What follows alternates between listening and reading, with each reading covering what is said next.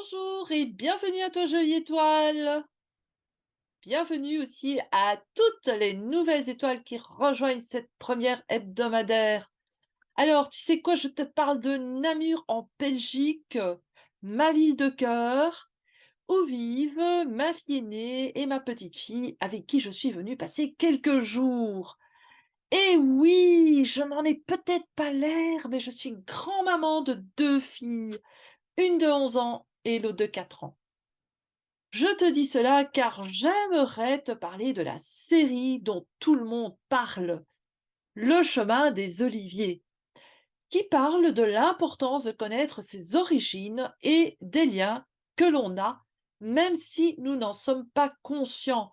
Alors, même si je ne me sens pas encore être une ancêtre, le rôle de grand-mère m'interpelle, et plus particulièrement dans le monde d'aujourd'hui. Également, je n'ai pas connu mes grands-parents qui, sont décédés du côté de mon père avant ma naissance et du côté de ma mère avant d'avoir eu le temps de les rencontrer, et donc je n'ai pas connu cette relation que l'on peut avoir avec ses grands-parents. Donc pour moi, c'est quelque chose de vraiment particulier que d'être grand-maman. Alors, si tu veux connaître mon point de vue de constellatrice, hein, à propos de cette série, eh bien, reste avec moi, je te dirai tout dans un instant. Avant de continuer, j'ai un petit service à te demander. Si tu trouves que je contribue à l'éducation de ceux et celles qui pourraient être interpellés par les thèmes que j'aborde, eh bien, je t'invite, si tu ne l'as pas encore fait, à soutenir ma chaîne en t'y abonnant et à cliquer sur le petit pouce. Tu contribueras ainsi à faire remonter cette vidéo dans les propositions YouTube. Pour les étoiles qui découvrent cette chaîne, je suis Oriane Cormand. Depuis plus de 20 ans, j'accompagne les personnes en individuel et en groupe avec les constellations systémiques des familles et des organisations. Je propose également des formations constellations en ligne et en présentiel pour coachs et thérapeutes. Et si tu veux en savoir plus, visite mon site www.academycoachingsystémique.com. Et franchement, moi, je te recommande de demander un entretien de 30 minutes. C'est la meilleure façon d'avoir des réponses à tes questions. Mais revenons à cette série qui fait le buzz et met les constellations sur le devant de la scène. Sans dévoiler l'intrigue, il s'agit de l'histoire de trois amies inséparables. Au point qu'au début, hein, je croyais qu'elles étaient trois sœurs. L'une d'elles va faire face à une récidive d'un cancer qui sera l'amorce d'un voyage initiatique vers elle-même et leurs racines.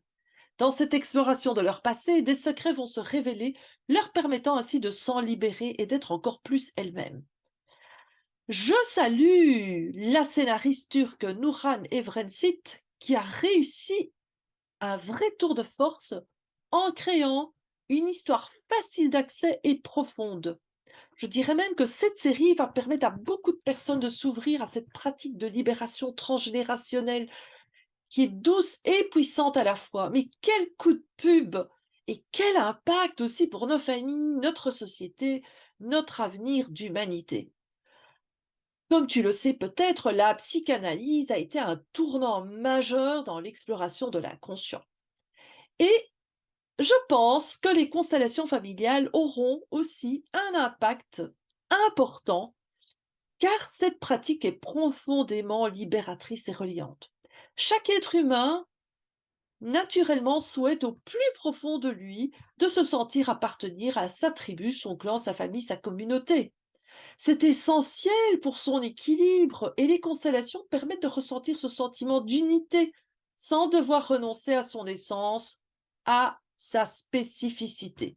Le simple fait de participer à une constellation active la compassion, l'altruisme et nous donne ce sentiment d'appartenir à la grande famille de l'humanité. Si tu n'as jamais participé à une constellation de groupe en présentiel, je t'invite à t'inscrire dans ta région ou ville à une séance. Vraiment, je t'encourage à vérifier aussi que le constellateur ou la constellatrice fait partie d'une association de constellateurs et qu'il ou elle se fait superviser. C'est vraiment important que ta première expérience se passe bien. La scénariste a su présenter Zaman, le constellateur, en le décrivant comme une personne respectant les fondamentaux d'une bonne pratique des constellations. Elle place ainsi plusieurs fois le constellateur dans des situations où l'on attendrait de lui qu'il se précipite pour sauver ses clients, et il n'en fait rien. Il s'agit d'un élément important car le processus de la constellation ne cherche pas à obtenir un résultat. D'ailleurs, Zaman ne promet aucune guérison et il encourage Segvi à continuer ses traitements médicaux. L'impact des constellations sur les proches est aussi abordé dans la série. Ainsi, la mère de Sevgi est énervée de voir sa fille changer et se poser plein de questions. Elle va ainsi trouver Zaman pour lui dire d'arrêter et plus tard, elle ira même porter plainte contre lui. La libération des mémoires permet ainsi de faire remonter à la surface de la conscience des oublis, des dénis, des secrets gardés pour éviter de souffrir à nouveau. Cela fonctionne un temps, peut-être pendant une ou deux générations, et puis cela devient un frein pour les descendants. Ainsi, on voit Ada qui s'attend à avoir une promotion importante et qui va la perdre à cause d'un tremblement qui lui vient d'un ancêtre et qui a même mis un de ses patients en danger. Et donc, l'impact peut être gravissime. Heureusement, c'est pas toujours aussi impactant. Bien que je me pose la question quand on n'arrive pas à créer un couple et fonder une famille, parce que nous restons loyaux sans le savoir à un ancêtre qui a vécu un traumatisme, si ce n'est pas plus impactant, si ce n'est pas aussi grave finalement. La Deuxième Guerre mondiale et même la Première ont laissé des traces qui continuent d'agir aujourd'hui jusqu'à la troisième et même quatrième génération. Je t'invite d'ailleurs à visionner la vidéo où je raconte que j'ai reçu un client qui fumait sans le savoir pour un de ses ancêtres morts en Éthiopie lors de la Deuxième Guerre mondiale. Et la série livre ainsi de nombreux détails sur la pratique. J'ai pu ainsi entendre que Zaman invite les constellés, ceux et celles qui ont reçu leur constellation, à ne pas parler de la constellation pendant au moins un mois. Si tu fais partie des personnes qui n'ont jamais participé à des constellations de groupe, tu te demanderas pourquoi. Eh bien, c'est tout simple. En parler va intellectualiser le processus et lui enlever de sa force. Il y a toujours un risque d'affaiblir le processus quand on laisse le mental interpréter, critiquer, juger. Le fait de garder en soi va permettre une intégration douce et profonde. Le changement alors peut se mettre en place et cela presque à notre insu. J'ai pu voir également que Zaman propose de représenter l'étouffement. Là, j'ai été impressionnée. Et je me suis dit que la scénariste avait une bonne connaissance des constellations, parce que on ne le sait pas, mais on peut représenter des émotions, des concepts, des événements, des dates, des bâtiments, des pays. Et à propos des traumas liés à l'émigration, la série en parle d'ailleurs, et c'est un thème qui me passionne aussi. Devoir quitter son pays, son village, sa ville, sa famille, ses amis, car il n'est pas possible de pouvoir vivre dignement, est une immense souffrance qui active d'ailleurs la blessure d'abandon. Oui, même si la personne part, car il n'y a plus d'autre option, et que cela paraît être un choix, et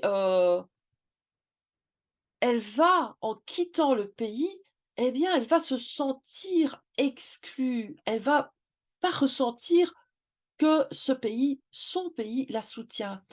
Et ce sentiment de ne pas avoir de place pour elle, eh bien, va l'amener à se sentir rejetée. Et cela peut l'amener dans la colère et l'empêcher de recevoir ce que le pays d'accueil a à lui offrir. Celle-ci se retrouve alors coincée dans un no man's land psychique qui va impacter les générations qui la suivent. D'où le problème d'assimilation de beaucoup de communautés d'immigrés et tout ce qui va avec. Alors au tout début de cette vidéo, je t'ai parlé de mon rôle de grand-mère et tu peux imaginer comme celui-ci me semble important et tout ce que je sais du transgénérationnel.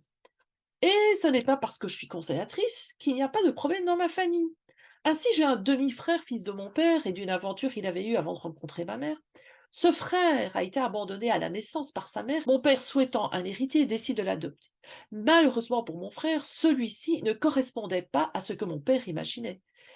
Et un jour, il décide, avec l'accord du tribunal de la jeunesse de Nice, de l'abandonner alors qu'il n'avait que 12 ans à la DAS. Je parle ainsi de mon demi-frère à ma petite fille qui ignorait tout à fait son existence. Elle ignorait qu'elle avait un grand ongle et finalement ne comprenait pas pourquoi personne n'en parlait autour d'elle. Dans la série Zaman, le constellateur a aussi son histoire, ses secrets, ses blessures, ce qui ne l'empêche pas d'être un bon facilitateur. Alors, j'aimerais te dire que c'est tout à fait OK et même très bien d'avoir un thérapeute ou une facilitatrice qui n'a pas une vie parfaite. Et peut-être as-tu déjà entendu parler de Chiron, qui est l'archétype du guérisseur blessé. Celui-ci est aussi connu sous le nom de centaure blessé, symbole de quelqu'un qui sait comment apporter de l'aide, et aussi comment la demander au bon moment. Le mythe de Chiron souligne l'importance de la reconnaissance mutuelle des vulnérabilités comme source de compassion. Et nous voilà arrivés à la fin de cette vidéo. Alors si tu ressens le besoin d'être accompagné pour te libérer d'un blocage qui t'handicape dans ta vie, écris-moi un email à oriane.cormand@gmail.com. Je te proposerai un premier rendez-vous gratuit de 30 minutes pour voir ensemble ce que nous pouvons faire. Et je voudrais te remercier pour ton écoute.